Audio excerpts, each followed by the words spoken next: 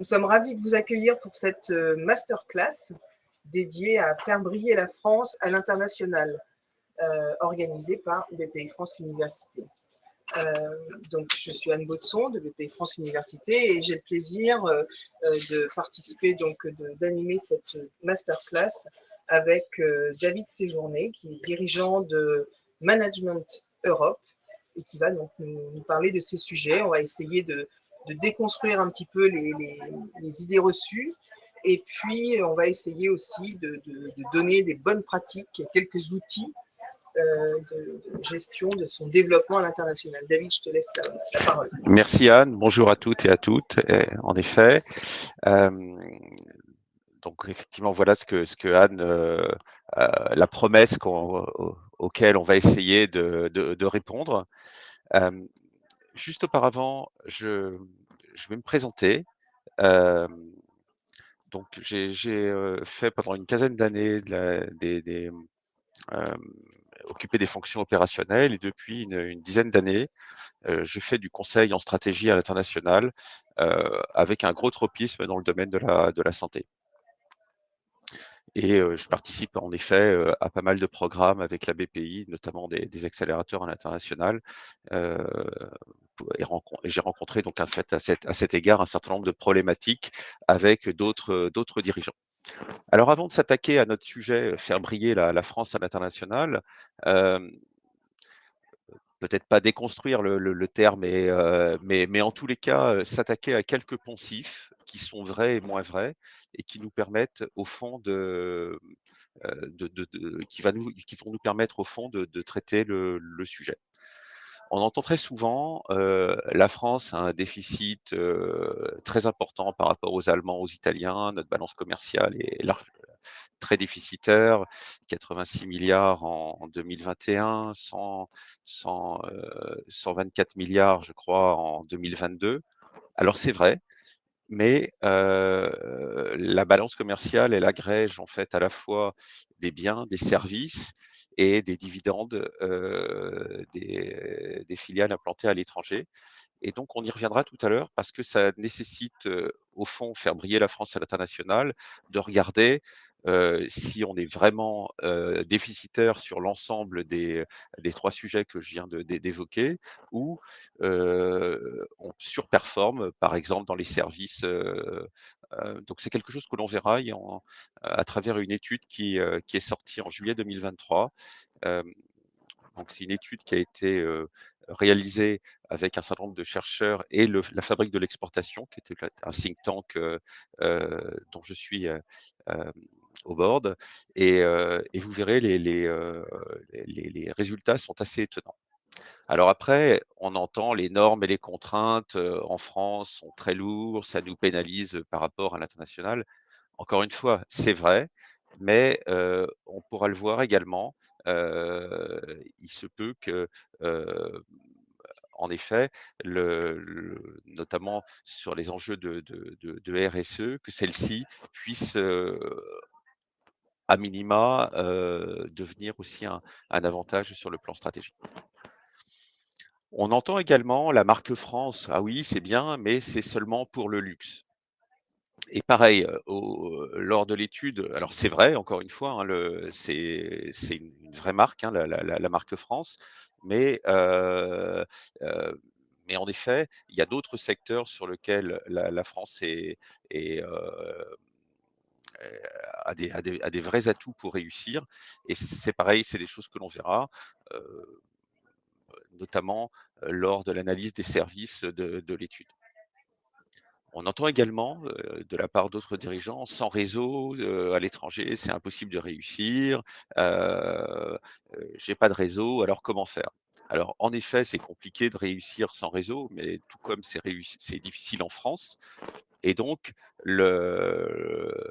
dans la stratégie internationale qui sera mise en œuvre, l'aspect réseau est un axe stratégique aussi à travailler et pareil, on essaiera de voir avec, les réseaux, privés, mais aussi la diaspora, mais aussi les réseaux, publics, consulaires, comment, comment mobiliser en fait au mieux, ceci pour réussir son développement à l'international et faire briller la France. Et enfin, dernier poncif que l'on entend, mais on a entendu des milliers de fois, notamment, au plus haut niveau de l'État par les différents ministres du commerce extérieur, il faut chasser en meute.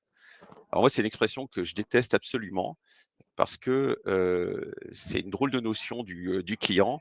Je vous laisse imaginer une hallali, de chasse à courre et donc en effet, plutôt que chasser, on verra que, heu, collaborer me semble être plus, enfin un axe, plus pertinent hem,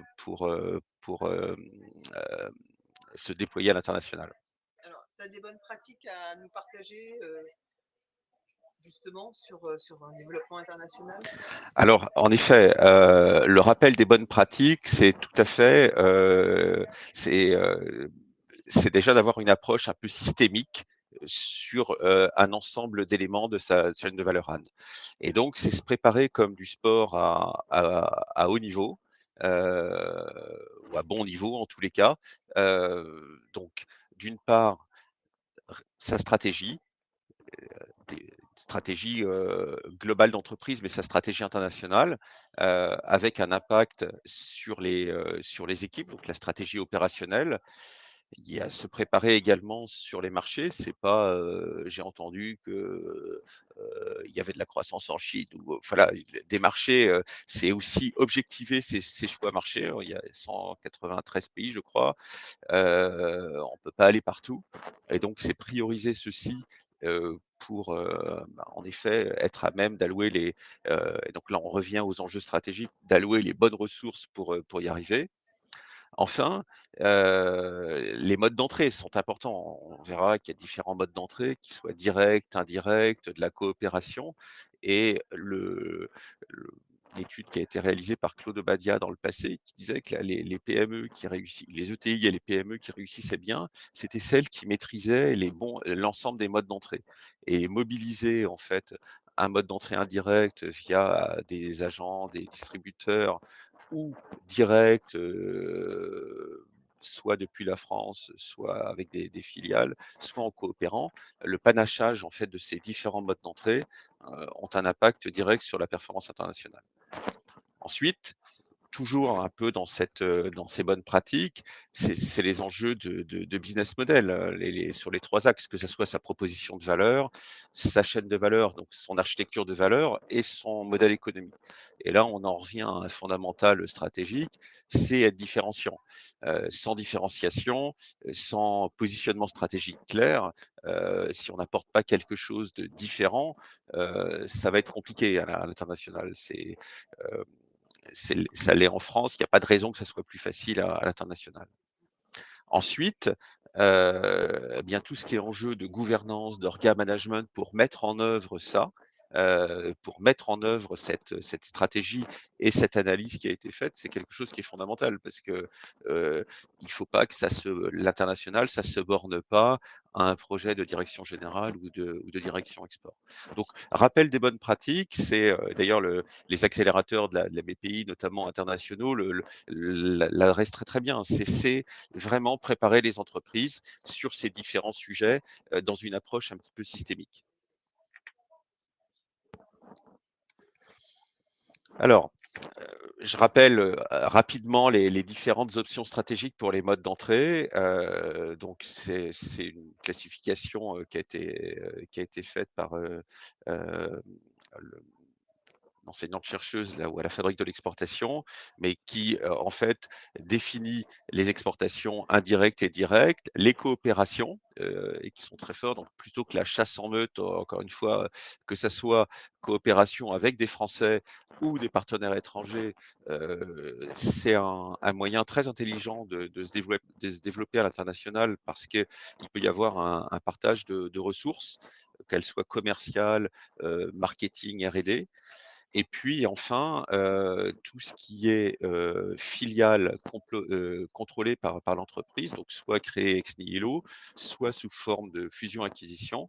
Et on verra que là, la France, notamment si on se compare à l'Allemagne ou l'Italie, est plutôt très successful sur les filiales contrôlées par l'entreprise. D'où l'intérêt de garder les sièges de ces grosses entreprises en France parce qu'il y a des remontées de dividendes et de revenus primaires qui sont très intéressants. Donc ça, c'est quelque chose qu'on verra tout à l'heure dans l'étude. Mais encore une fois, euh, on voit qu'on a beaucoup d'options stratégiques sur les modes d'entrée et ça fait partie de cette complexité d'avoir une bonne stratégie internationale, d'être capable d'arbitrer ceci.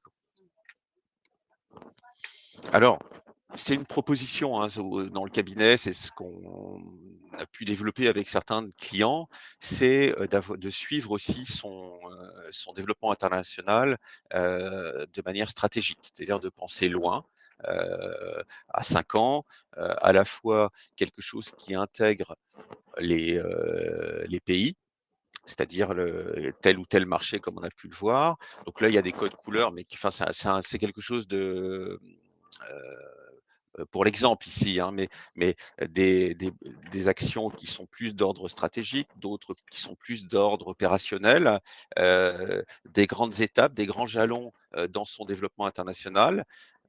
Bien entendu, les enjeux financiers, hein, quel chiffre d'affaires on entend le faire? Est-ce que c'est vu quelque chose comme d'assez tactique, c'est-à-dire je l'export, ça va peser 15-20 de mon chiffre d'affaires global, ou globalement, je veux être une entreprise fortement exportatrice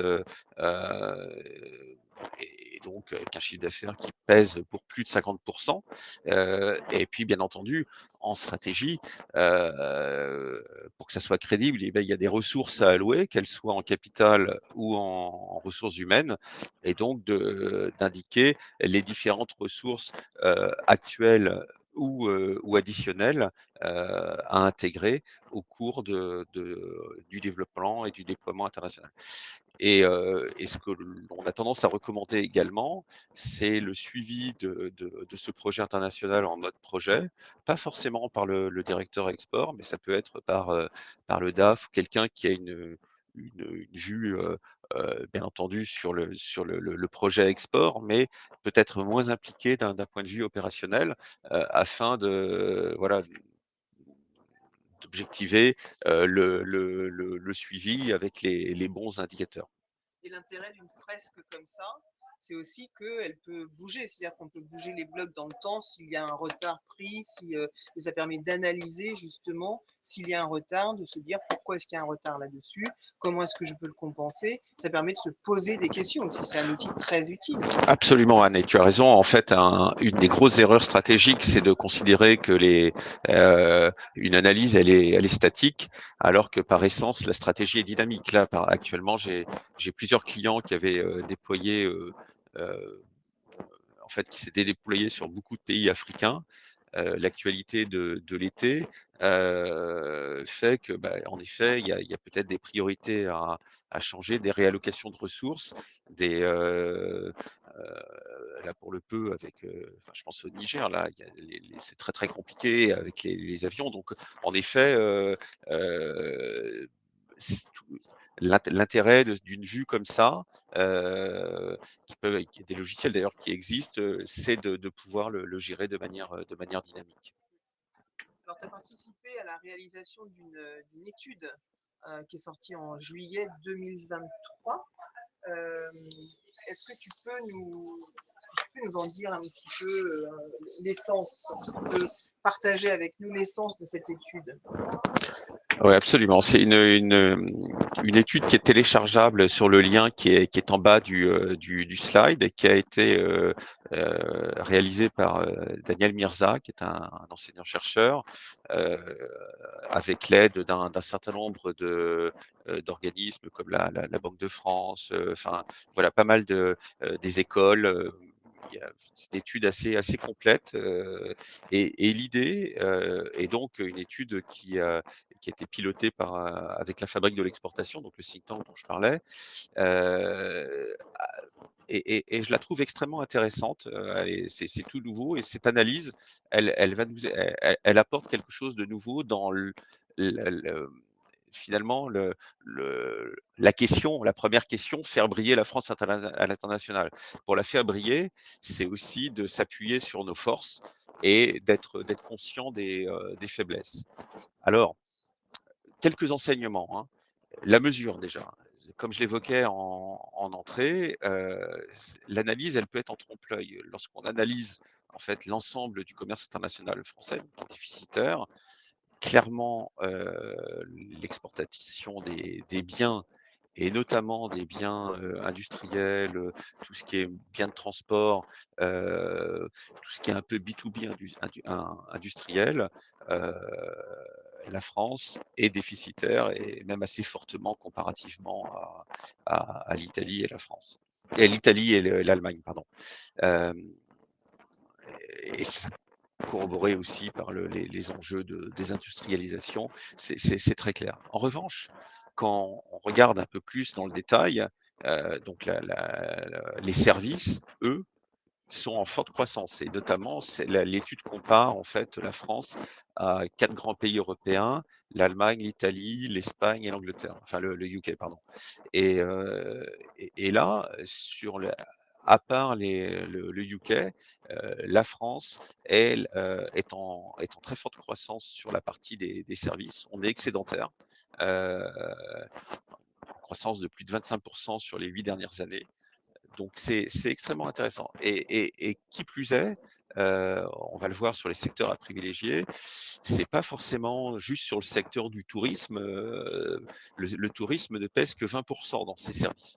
Donc c'est des services à la fois heu, dans le digital, dans les transports, dans les, c'est vrai qu'on a quelques champions dans le transport maritime en France, mais en tous les cas, les services bancaires également. La France a une spécialité assez forte, en termes de services. Ça peut être aussi des services autour d'une offre industrielle. D'ailleurs, les Allemands sont assez forts, quand on analyse plus précisément leurs services, c'est souvent des services de réparation ou de maintenance autour de leurs biens industriels.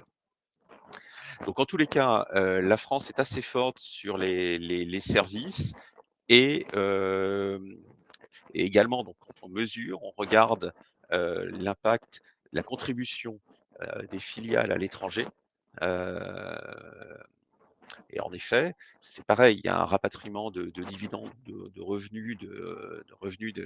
d'expatriés, qui contribue, à combler notre déficit. Pas suffisamment, mais qui contribue. Donc, on je dirais sur ce premier item de mesure, on voit que la France est plutôt très forte sur les services, très bonne aussi sur la maîtrise du mode d'entrée et de l'implantation de ces filiales qui sont bien plus importantes que les autres pays analysés. 2e enseignement, on voit que, ces services sont forcément excédentaires sur l'eurozone avec une régionalisation des échanges. Heu, mais c'est aussi là où la France est faible, sur l'exportation des biens, comme on a pu le voir. Alors c'est vrai qu'avec, l'Allemagne et l'Italie, qui sont historiquement implantées, heu ça peut être une 1re explication.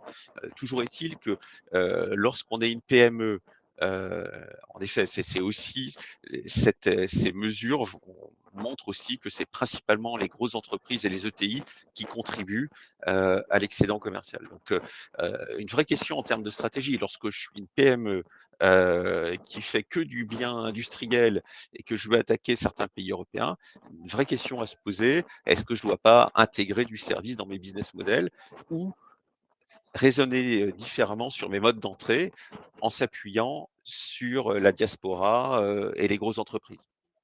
Et donc c'est ce que j'évoquais, plutôt que chasser, collaborer quoi, en fait, quoi. C'est une vraie question à se poser, une vraie question stratégique. Les secteurs à privilégier, donc on en a un petit peu parlé, à part les biens industriels, B2B, finalement, sur l'ensemble des services, la France n'est pas trop mauvaise. Enfin, le réseau, sur quel réseau s'appuyer? Et donc c'est, le réseau des actifs français à l'étranger, il est vaste, comme on a pu le voir, il y a beaucoup de filiales implantées, donc c'est des entrepreneurs français à l'étranger, ce qu'on pourrait appeler la diaspora. Alors les réseaux Business France, les réseaux, d'État, on les connaît, mais il y a aussi les réseaux privés, tout ce qui est, OSCI, la Fédération des acteurs privés, les réseaux consulaires, le lycée français, les chambres de commerce, à l'étranger qui sont, finalement, des, heu heu, autant d'actifs sur lesquels, une entreprise peut s'appuyer. Enfin, la question qui est le rayonnement, faire briller la France à l'étranger. Et donc tout ça, ça nous dit que finalement, le rayonnement, c'est le Made in France, en effet, mais c'est le Made by France, c'est-à-dire à la fois des services qui peuvent être exécutés là-bas, c'est aussi des entreprises implantées à l'étranger, donc c'est une part de marché élargie avec le rôle des filiales et des succursales. Et donc, voilà, c'est ce que j'évoquais. Le Made by France, d'ailleurs, apparaît supérieur, en fait, en termes de chiffres que le Made in France. Donc ça nous dit quand même que ça je trouve que c'est, extrêmement, utile pour affiner sa stratégie internationale. Et enfin, on se rend compte que là, c'est plus sur une logique un peu de RSE, aussi, c'est que si on est fort dans les services, c'est peut-être aussi qu'il faut investir forcément dans la formation, notamment pour des services qui sont destinés à s'exporter, à s'internationaliser. C'est aussi intéressant en termes de, comme je l'évoquais, de RSE, parce que c'est des services qui sont pour la plupart du temps produits en France, avec un impact carbone qui est généralement plus faible que des biens industriels. Donc autant d'atouts qui permettent de faire briller la France à l'international et qui permettent, me semble-t-il, d'ajuster au mieux ses stratégies dès lors qu'on ait conscience de ses forces et de ses faiblesses. Alors, ce que je propose, Anne, c'est puisqu'il nous reste à peu près 5 minutes là avant les questions-réponses, c'est de partager quelques business cases où la France a pu briller à l'international. OK? Donc, j'ai pris des exemples au fond où on va être dans du Made in France, du Made by France, euh, et voire acheté par la France. D'accord? Donc la première entreprise, c'est une entreprise dans le domaine médical, c'est du dispositif médical classe 3, donc c'est-à-dire implantable, qui positionné sur c'est des implants précisément. Et donc l'usine est en Île-de-France, donc c'est clairement du Made in France. Elle est fortement exportatrice. Hein, on est sur un chiffre d'affaires de plus de 70%, 75% à l'international.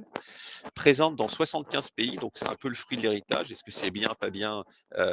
C'est beaucoup, mais en tous les cas,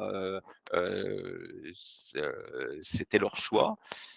Et donc, la présence dans leurs 75 pays est réalisée à travers 5 filiales et 70 distributeurs.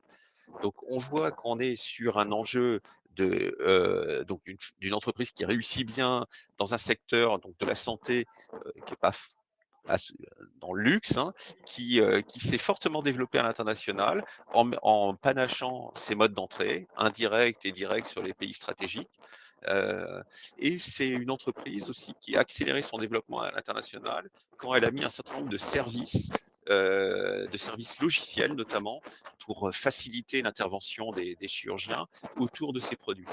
Donc vraiment, ça illustre totalement les propos qu'on a pu avoir, c'est-à-dire faire briller la France à l'international en faisant du Made in France, en mettant du service et en panachant les différents modes d'entrée.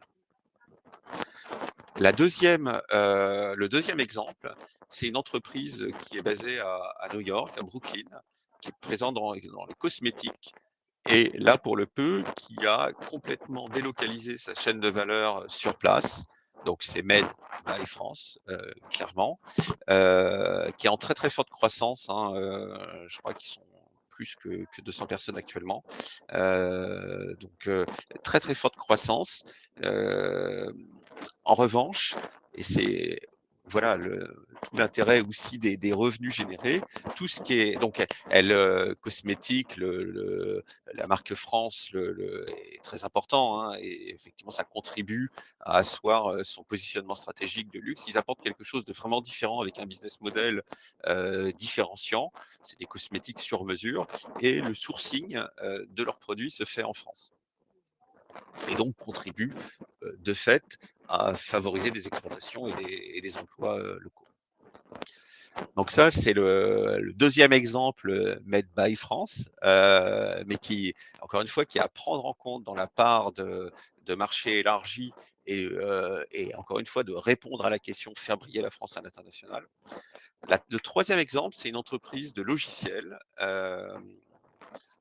dans le secteur de la santé, mais peu importe, c'est une entreprise dans le secteur de logiciels assez importante. C'est une ETI qui a acheté différentes entreprises en Allemagne. Donc c'est acheté par la France. Donc on est sur des logiques, ce qui est assez rare, mais pas tant que ça. Pas tant que ça. Non, non, il y a beaucoup notamment, si on compare ça fait partie dans de l'étude, hein, les entreprises achetées, ou en tous les cas via des filiales, la France est plutôt surperforme par rapport aux autres pays comparés.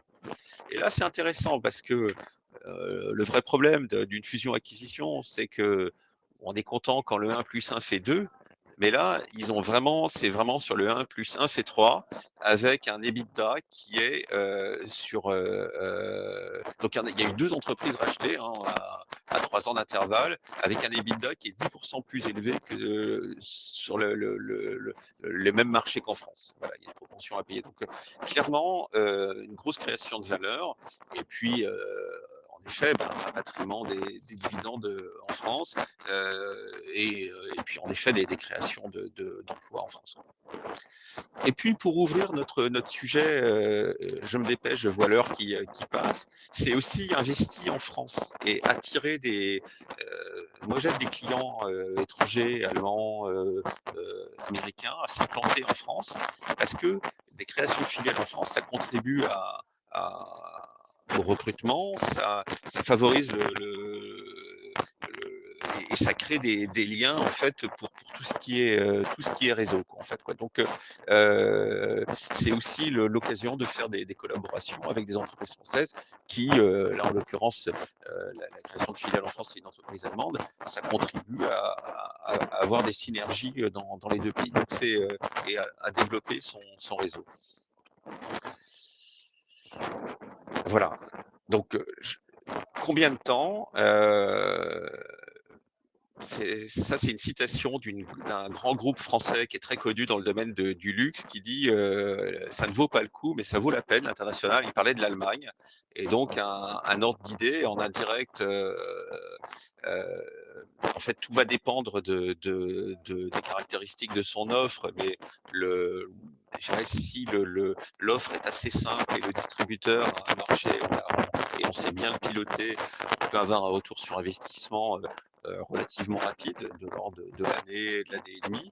En direct, entre la cible, le retour, c'est un petit peu plus long. Et l'exportation collaborative, je vous invite à regarder le petit livre que Jean-Christophe Gessler et Anne Martel ont pu écrire. Là, on est sur des programmes beaucoup plus longs, où on a sur des retours sur investissement de l'ordre de 4 à 5 ans. En revanche, avec un vrai avantage. Un vrai avantage parce qu'effectivement il y a un flux d'affaires qui se crée au sein de différents exportateurs.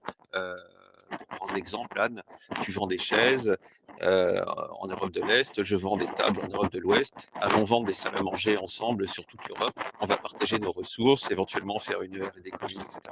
Donc, ça prend du temps, mais en revanche, ça vaut la peine. Puisque voilà, clairement, il y a énormément d'exemples dans ce petit livre qui montrent que les résultats sont là. Très bien. Voilà, donc c'est ma présentation qui est à la fin, mais c'est pas grave. Voilà, moi j'ai terminé en fait enfin sur une masterclass contrainte, mais j'espère avoir passé les messages qu'on avait préparés ensemble pour et tenter de répondre à la question, faire briller la France à l'international. Merci beaucoup, David, pour cette présentation. Alors, nous attendons vos questions dans le chat. N'hésitez pas à les poser. Il y a peut-être un petit décalage entre le moment où vous les envoyez et le moment où nous les recevons. Mais allez-y, on les attend. En attendant, est-ce qu'on a un ordre d'idée du coût, de ce que ça représente comme coût, justement en fonction des différentes modalités de développement? Alors, déjà, en effet, en fonction des modes d'entrée choisis, le coût va être différent. Si le coût, enfin, on parle d'un mode d'entrée indirect via des distributeurs ou des agents, même si le coût n'est pas nul, comme on peut l'entendre en disant je vais exporter via ça, ça me coûtera rien. Si, ça va coûter le fait de perdre une opportunité, de manager du temps, de localiser des offres et tout, mais c'est un coût qui sera inférieur à, par exemple, la création d'une filiale, ou une acquisition. Bien qu'il y ait une gradation, hein, dans les modes d'entrée aussi, on peut aussi panacher ça avec des bureaux de délégation qui sont moins coûteux. Alors, c'est une question c'est un exercice qui est difficile, hein, parce que en effet, selon la taille, l'offre, etc. Une chose est sûre, c'est qu'il ne faut pas mentir aux exportateurs. Aller à l'international, ça coûte de l'argent, même plutôt beaucoup d'argent. Euh, et je trouve que c'est complètement irréaliste de croire qu'on va y aller avec un budget très contraint de l'ordre de 100 000 euros. Ça n'a pas de sens, en fait, quoi. Je dirais, si on veut faire les choses correctement, entre les enjeux qu'on a pu revoir de manière systémique, il faut allouer des ressources financières pour y aller. Alors, la BPI, via l'offre de financement, notamment d'assurance prospection, mais aussi d'acquisition de filiales à l'externe, a un certain nombre d'offres qui permettent, hein, d'aider en tous les cas le dirigeant, mais ça représente un investissement financier et humain considérable, et un investissement aussi, une implication de la direction pour qu'un projet international réussisse.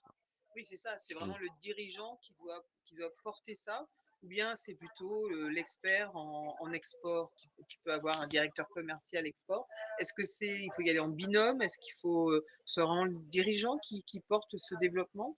Alors, je pense que enfin, moi, je vois dans toutes les entreprises que j'ai pu accompagner, hein, pour donner une ordre d'idée, ça fait donc 12 ans que je fais ça.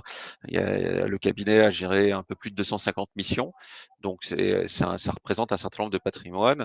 Les entreprises qui réussissent à l'international, il y a une implication personnelle du dirigeant, c'est indéniable. En revanche, la grosse erreur, c'est de penser que le dirigeant peut tout faire, il est omnipotent, et c'est ce que j'évoquais au début de ma présentation.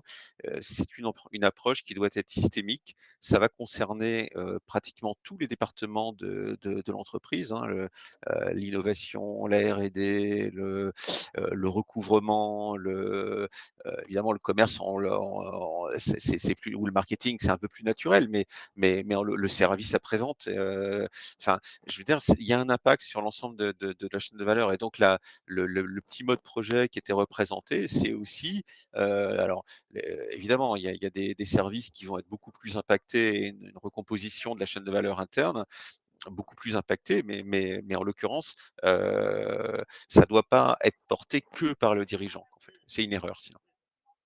Et est-ce qu'il y a un moment, une taille critique à avoir avant de se lancer à l'international? Ou est-ce que c'est une question de marché pour son produit? Est-ce que c'est À quel moment est-ce qu'on sait qu'il faut se lancer à l'international? Alors, là-dessus, c'est pareil, je vous invite à aller voir, on a fait beaucoup de recherches là-dessus au niveau de la fabrique de l'exportation.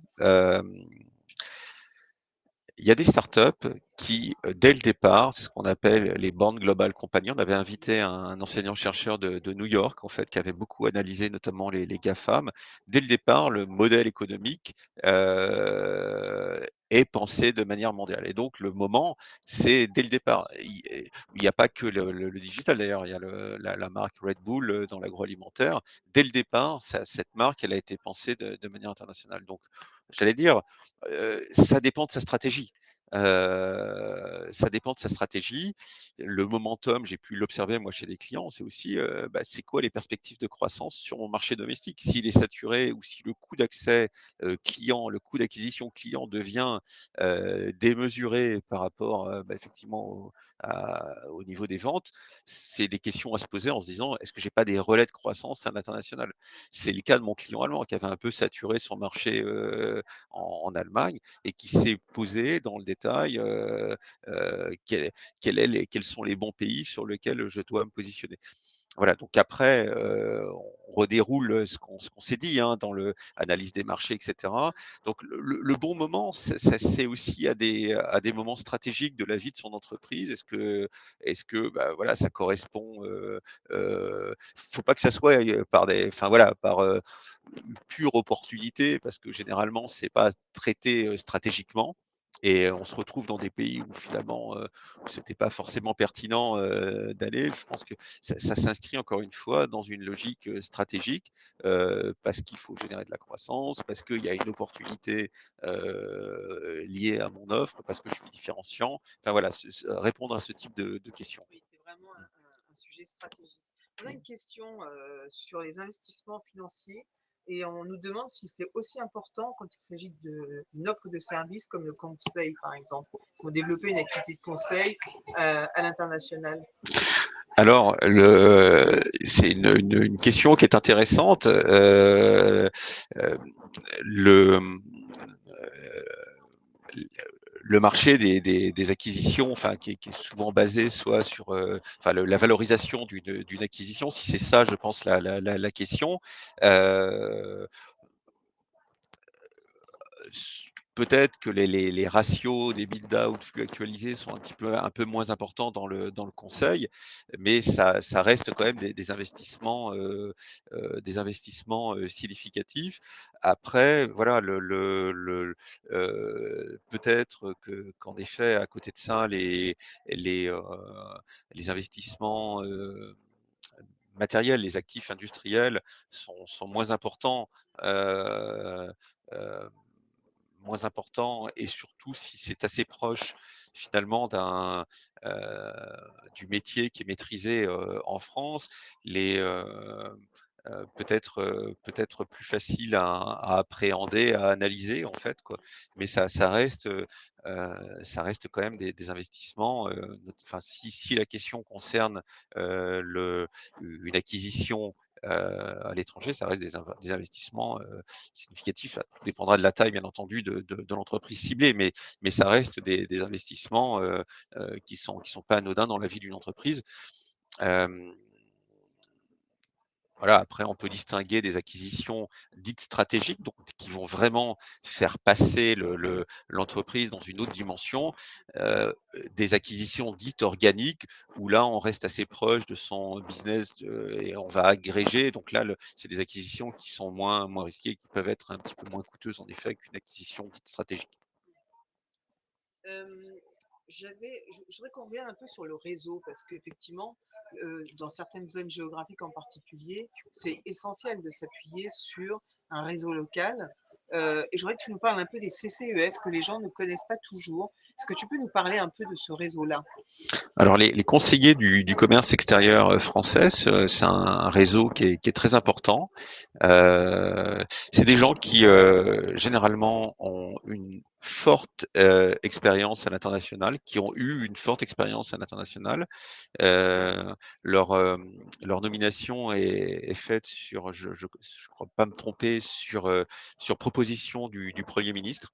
Et c'est un réseau qui est, en fait, c'est un peu une mentorat ou en tous les cas une aide aux dirigeants pour, partager à la fois des réseaux, avoir un sparring partners, justement sur la dimension internationale et je c'est quasi certain qu'il y a un conseiller du commerce extérieur qui connaisse votre industrie dans, tel ou tel, pays qui, soit parce qu'il a été expatrié, soit parce qu'il a lui-même été directeur export et donc en effet, ça fait partie des actifs, il y en a plusieurs milliers en France. Ça fait partie des actifs, donc il faut aller sur le site, hein, du conseiller du commerce extérieur français. Ça fait partie des actifs sur lesquels C'est on peut gratuit, s'appuyer et c'est gratuit, bien entendu, quoi. entièrement gratuit. C'est bien c'est vraiment du mentorat gratuit, quoi, absolument, c'est un bon point. On Heu, a une autre question. Les banques françaises peuvent-elles nous accompagner dans un financement à l'international?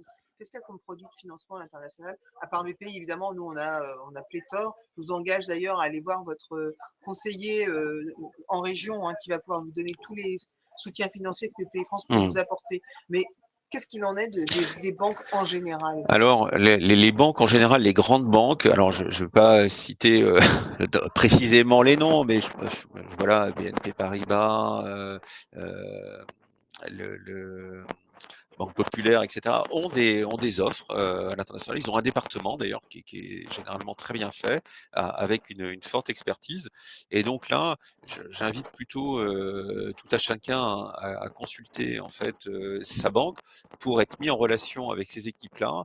Heu, ces mêmes banques-là, ces grandes banques sont elles-mêmes connectées avec les réseaux qu'on a pu évoquer et heu et peuvent fournir vraiment un service qui a de la valeur, quoi, en fait, quoi. Donc, il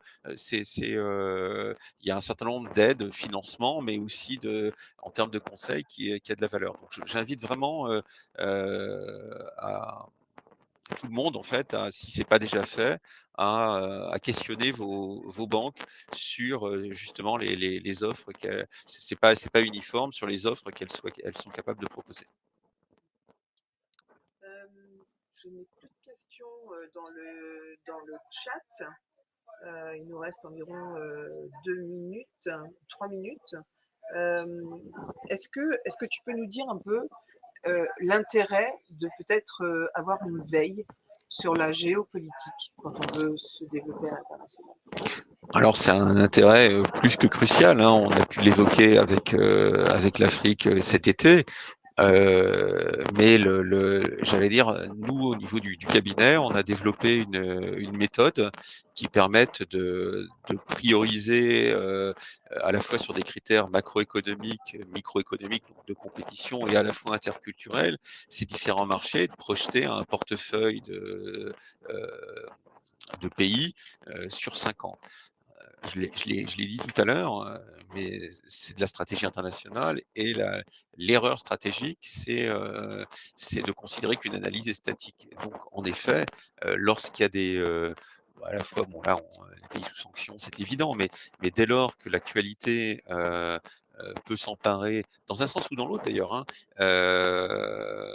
positivement, ça doit probablement réagencer, certaines priorités. Donc cette veille, bien entendu qu'il faut la mener sur les pays sur lesquels on est présent ou sur lesquels on envisage d'aller, quoi, en fait, quoi.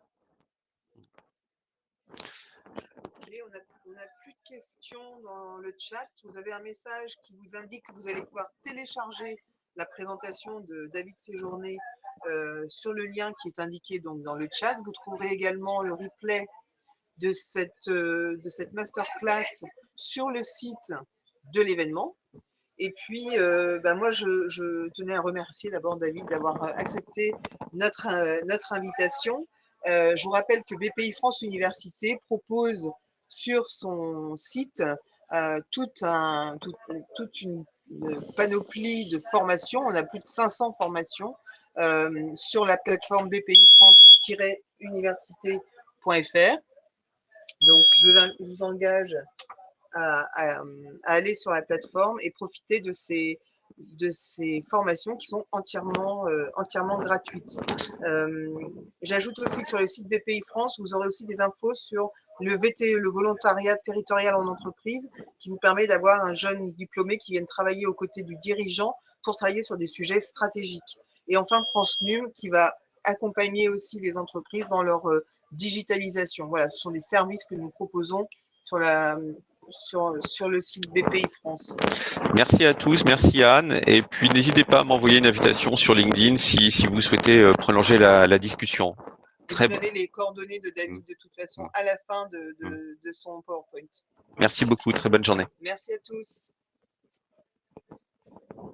Tu coupe, non ?